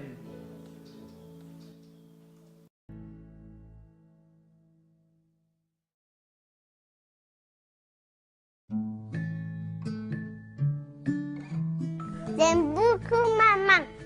Beaucoup. La plus belle cuisinière. La plus belle maman du monde et la plus belle princesse. J'aime beaucoup jouer avec toi, j'aime beaucoup passer du temps avec toi. J'aime beaucoup quand tu me lis des livres, on va au parc et quand on joue aux échecs. Maman, je t'aime fort. Mamie, tu es belle, généreuse et tu cuisines bien. Merci de m'avoir portée pendant 9 mois et avoir pris soin de moi. Aujourd'hui, c'est ta fête, alors amuse-toi et repose-toi. Parenthèse, reposer ne veut pas dire ne pas cuisiner. Alors, bonne fête. Ma mère, elle est gentille, elle s'occupe toujours bien de nous, elle veut toujours notre réussite, elle fait toujours plein de choses pour nous. Bonne fête maman, amuse-toi aujourd'hui, cette journée elle est pour toi, on t'aime tout.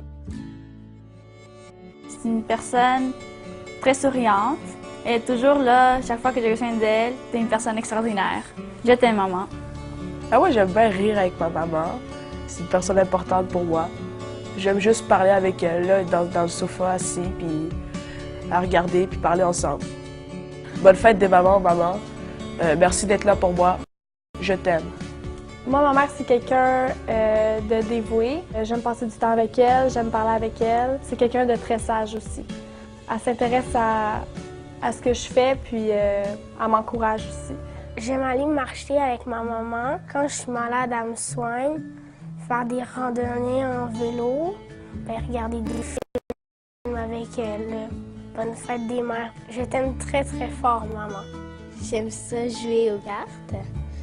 Puis j'aime ça aussi écouter des films avec elle et ma soeur. Bonne fête des mères, maman. Je t'aime. Ma mère, c'est quelqu'un de très dévoué, très généreuse, qui prend soin des autres. Elle a toujours été là pour nous. J'aime beaucoup passer du temps avec elle, j'aime niaiser avec elle. Et ce que j'aime aussi, c'est qu'elle rit à toutes mes jokes, même quand elles sont pas très drôles.